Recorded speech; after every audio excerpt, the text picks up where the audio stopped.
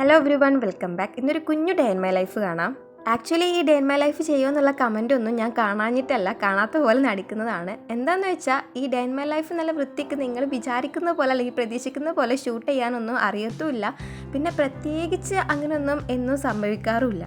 ഇന്നും അങ്ങനെ പ്രത്യേകിച്ചൊന്നും ഉണ്ടായിട്ടില്ല. പക്ഷേ വേറെയുള്ള വീഡിയോസൊന്നും ഇപ്പോൾ ഷൂട്ട് ചെയ്യാൻ പറ്റാറില്ല. ഞാനും ബിഷ്രു ഒറ്റയ്ക്കുള്ള വീട്ടിൽ. അപ്പോൾ അതുകൊണ്ടാണ് ഇങ്ങനെ ഒരു വീഡിയോ എങ്കിലും ഇടാമെന്ന് വിചാരിച്ചിട്ട് ഇട്ടത്. ഇപ്പോൾ ചായയൊക്കെ കഴിഞ്ഞതിന് ശേഷം നമ്മളെ അകത്ത് കുറച്ച് പ്ലാൻസ് ഉണ്ട്. അപ്പോൾ ഉമ്മ വീട്ടിൽ നിന്ന് പോയിട്ട് ഉമ്മാനെയും കൊണ്ട് ഹോസ്പിറ്റലിലാണ്. അപ്പോൾ വീട്ടിൽ നിന്ന് പോയിട്ട് കുറച്ചായി, ഏകദേശം 1 വീക്ക് ആവാറായി. അപ്പോൾ പ്ലാന്റ്സിന് ഉള്ളിലുള്ള പ്ലാന്റ്സാണ് വെള്ളത്തിലിട്ട് വെച്ചതാണ്. വെള്ളമൊന്നും മാറ്റി കൊടുക്കാണ്ട് ചിലതിലൊന്നും വെള്ളം തന്നെ ഇല്ലായിരുന്നു, ഒക്കെ കഴിഞ്ഞിട്ടുണ്ടായിരുന്നു. അപ്പോൾ ഞാൻ അതിനൊക്കെ ഒന്ന് ജസ്റ്റ് വെയിലുള്ള ഭാഗത്തേക്ക് രാവിലെ ഒരു 8-9 മണിയാകുമ്പം അത്യാവശ്യം കുറച്ച് വെയിലൊക്കെ ഹാളിലോട്ട് വരും. അപ്പോൾ അങ്ങോട്ടേക്കൊക്കെ ഒന്ന് ഈ വെയിൽ വരുന്ന ഭാഗത്തേക്ക് ജസ്റ്റ് ഒന്ന് മാറ്റി വെച്ചിട്ടുണ്ട്. ചിലതൊക്കെ വാടിപ്പോയിട്ടുണ്ട്. അതിങ്ങനെ ചെയ്തപ്പോഴാണ് ഇന്നലെ കഴിച്ച ബാക്കി മിച്ചർ മിഠായി എടുത്ത് വെച്ചിട്ടുണ്ടല്ലോ എന്ന് ഓർമ്മ വന്നത്. അപ്പോൾ പിന്നെ ഞാനും ബിഷ്രു എടുത്തിട്ട് അതൊക്കെ കഴിച്ചു. എനിക്കെപ്പോഴും ഈ ചോക്ലേറ്റ്സിലാറൊക്കെ ഇഷ്ടം ഇങ്ങനത്തെ മിച്ചർ മിഠായി, കടല മിഠായിയൊക്കെയാണ് കേട്ടോ. പിന്നെ രാവിലെ അപ്പം മുട്ടക്കറി ആയിരുന്നു. അപ്പോൾ മുട്ടേൻ്റെ എക്സെൽസ് മുട്ടത്തോട് ഉണ്ടായിരുന്നു. അപ്പോൾ അത് ചെടിക്കൊക്കെ ഇട്ട് കൊടുക്കാമെന്ന് വിചാരിച്ചിട്ട് ബിഷ്രുവിനെ ഏൽപ്പിച്ചതാണ്. അവന് എന്തെങ്കിലുമൊക്കെ പണി വേണ്ടേ. ഈ എക്സെൽസ് എല്ലാ പ്ലാന്റ്സിനും ഇട്ട് കൊടുക്കാൻ പറ്റുമോ, എല്ലാത്തിനും നല്ലതാണോ, ചെടി വാടി പോകുമെന്നൊന്നും എനിക്ക് അറിഞ്ഞുകൂടാ. എന്നാലും അവൻ ഇട്ട് കൊടുക്കുമ്പോൾ അവൻ എല്ലാത്തിനും ഇട്ട് കൊടുക്കാറുണ്ട്. ഞാനിങ്ങനെ നോക്കി നിൽക്കുകയും ചെയ്യും. എനിക്ക് അറിഞ്ഞുകൂടാ കേട്ടോ. അപ്പോൾ നിങ്ങൾക്ക് ആർക്കെങ്കിലും അറിയുന്നുണ്ടെങ്കിൽ ജസ്റ്റ് ഒന്ന് കമൻറ്റ് ചെയ്യണേ. അപ്പോഴാണ് ചെക്കന്മാർ മാങ്ങയും പറിച്ചുകൊണ്ട് വരുന്നുണ്ട്. എവിടെ നിന്ന് പറിച്ചതാണ് അവ ചോദിച്ചപ്പോൾ കട്ട് പറിച്ചതൊന്നുമല്ല, അവിടെ നിന്ന് ചോദിച്ചിട്ട് പറിച്ചതാണെന്നൊക്കെ പറഞ്ഞു.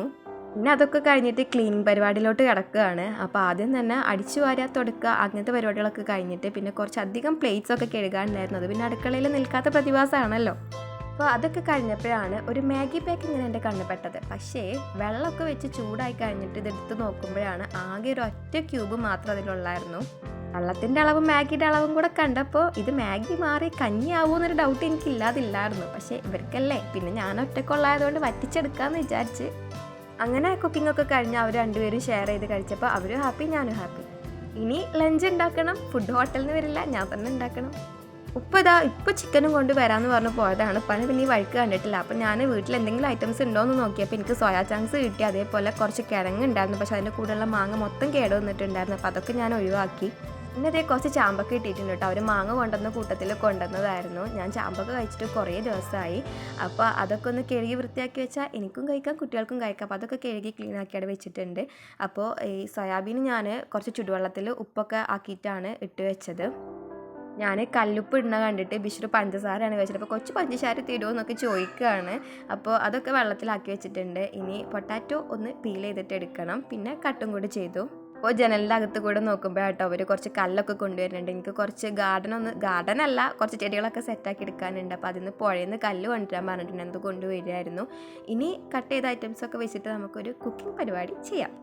അങ്ങനെ വലിയ റെസിപ്പിയൊന്നുമില്ല. കുറച്ച് സവാള ഉണ്ടായിരുന്നു, അതൊന്ന് വഴറ്റുക. പിന്നെ ഉള്ള പൊടികളൊക്കെ ഇട്ടിട്ടുണ്ട്. അതായത് മഞ്ഞൾപ്പൊടി, മുളക് പൊടി, ഉപ്പ്, പിന്നെന്താ ഗരം മസാല, അങ്ങനത്തെ ഒക്കെ ഇട്ടിട്ട് നമ്മൾ കൂട്ടാനൊക്കെ റെഡിയാക്കി.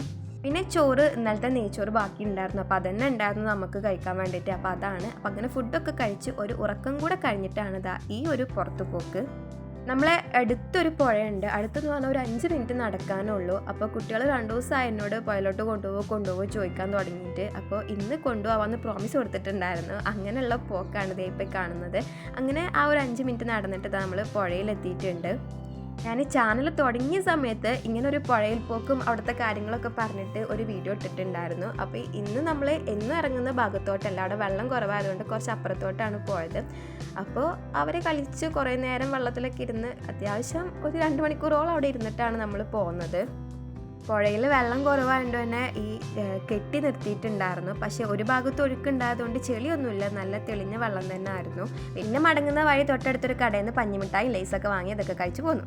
പിന്നെ നമ്മളൊന്ന് പുറത്ത് പോയിട്ടുണ്ടായിരുന്നു. കുറച്ച് അല്ലറ ചില്ലറ ഷോപ്പിംഗ് കാര്യങ്ങളൊക്കെ.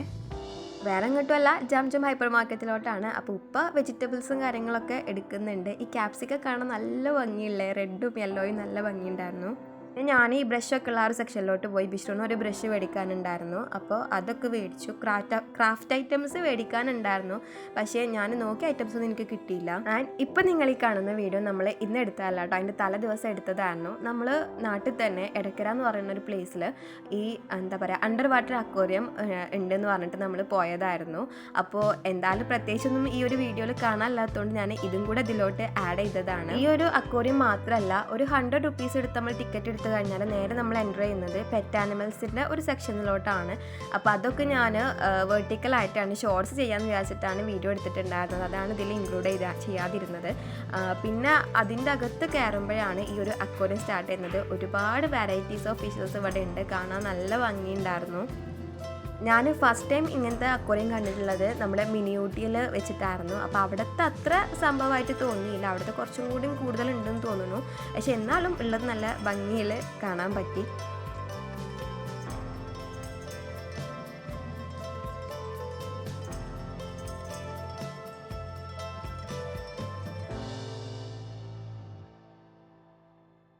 കുറച്ചങ്ങോട്ട് ചെന്നപ്പോഴല്ലേ ഞാൻ കാണാത്ത ഒരാളെ കണ്ടത്. മാത്രമല്ല ഇവിടെ നല്ല അടിപൊളി ആൾക്കൂട്ടം ഉണ്ടായിരുന്നു. മെയിലി ചെക്കന്മാരാണ്, എന്താവും റീസൺ എന്ന് മനസ്സിലായല്ലോ. പക്ഷെ ആളെന്തായാലും ഞാൻ സമ്മതിച്ചു, എത്ര നേരം വെള്ളത്തിൽ കിടക്കണം അല്ലേ, എന്താണ്.